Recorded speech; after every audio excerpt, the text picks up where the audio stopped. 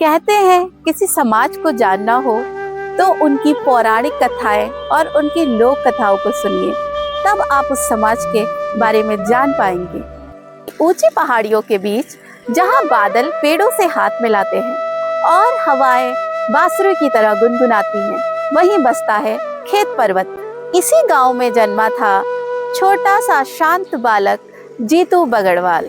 नमस्कार, मैं कोमल भट्ट, पहाड़ों की बेटी, आज आपको सुनाने जा रही हूँ जीतू बगड़वाल और परियों की कहानी, आचरियों की कहानी। जीतू अपनी बांसुरी से चमत्कार कर देता था।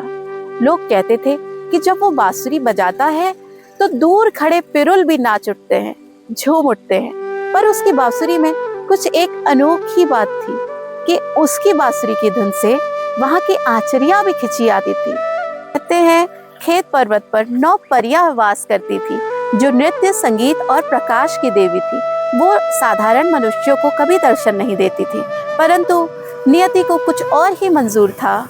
एक दिन पूर्णिमा की रात थी। हवा में देवदार की खुशबू, आसमान दूध सा सफेद और जीतू बैठा बांसुरी बजा रहा। उसकी धुन आसमान में उठती चली गई, मानो तारे भी सुनने धरती पर आ गए। पहाड़ के शिखर पर एक झिलमिलाती हुई रोशनी दिखाई दी, मानो जैसे वो धरती पर उतर रही हो, और धीरे धीरे वो नीचे उतर आई और आकर जीतू के पास आ खड़ी हो गई। और फिर उसमें से एक एक कर 9 परियां प्रकट हुई। चांदी जैसे वस्त्र, आंखों में पहाड़ों की गहराई और चंद्रमा जैसी मुस्काने लिए वो परियां। और सबसे आगे खड़ी थी नैना परी, जो परियों में सबसे सुंदर और सबसे तेजस्वी मानी जाती है। और नैना परी ने कहा, हे पृथ्वी लोक के वासी, तुम्हारी धुन ने हमारे स्वर्ग लोक तक पहुंचकर हमें आनंदित कर दिया। बताओ तुम कौन हो?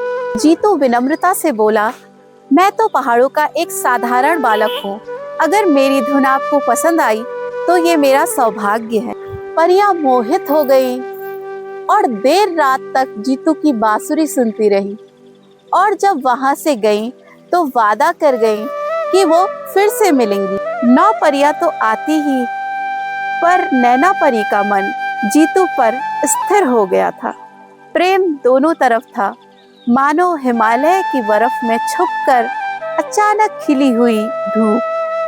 परंतु यह प्रेम सरल नहीं था। परियों का लोक अमर था और मनुष्यों की दुनिया नश्वर। परियों का प्रेम अटल था और परियां जीतू को अपने साथ ले गईं।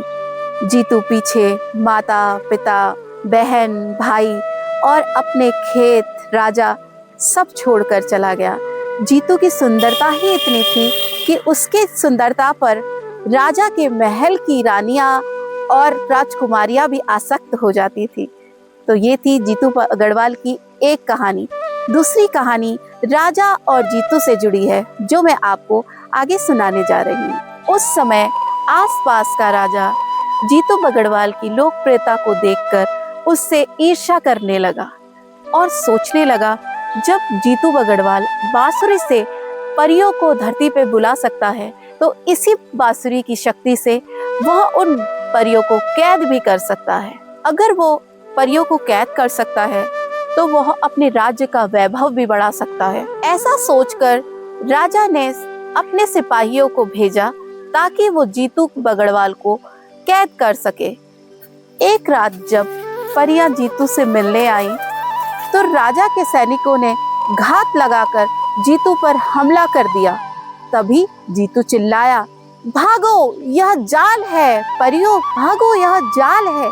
परियां घबरा गईं और घबराहट के कारण उनकी शक्तियां भी सारी क्षीण हो गई। तभी जीतू ने अपने प्रेम की गहराई दिखाई और वो सैनिकों के बीच खड़ा हो गया, निहत्था और साहसी। परियां रो पड़ी और उनकी चमक फीकी पड़ने लगी। तभी नैना परी बोली, मैं तुम्हें कभी कष्ट देना नहीं चाहती थी। अगर तुम्हें बचाने के लिए हमें अपना तेज का भी त्याग करना पड़े तो हम कर देंगे। 9 परियों ने एक दूसरे का हाथ पकड़ा और आकाश की तरफ देखा। आकाश की तरफ देखते ही उनकी आंखों से अश्रु गिरे और अश्रु धरती पर गिरते ही क्रिस्टल के रूप में बदल गए और आसमान से एक आवाज गूंजी। 9 परियों ने अपना दिव्य रूप धारण किया और बड़े से आकाशीय चक्र रूप में बदल गई। उस चक्र में प्रचंड ऊर्जा निकली जिसने सैनिकों को पीछे धकेल दिया। इस प्रकार थी जीतू बगड़वाल और परियों की लोक की कहानी। आज भी वहां पर परियां निवास करती हैं। लोगों का कहना है कि खेत पर्वत में आज भी 9 परियां रहती हैं। वहां पर चमकीले, भड़कीले और रंगीन वस्त्र पहनकर लड़कों का जाना वर्जित है। आज भी जब पहाड़ों में कभी कभी रात में बांसुरी की मधुर धुन सुनाई देती है तो गांव वाले कहते हैं आज जीतू अपनी नैना परी को याद कर रहा है। जीतू बगड़वाल को देव रूप में भी कहीं कहीं पहाड़ों में पूजा भी जाता है। जीतू और नैना का प्रेम लोक कथा बन गया, लेकिन उनकी आत्माएं आज भी एक दूसरे को सुन लेती हैं। अपने चैनल देवलोक कथाएं को लाइक करें, सब्सक्राइब करें और मेरे वीडियो को शेयर जरूर करें ताकि इन लोक कहानियों को, लोक कथाओं को सब सुन सकें।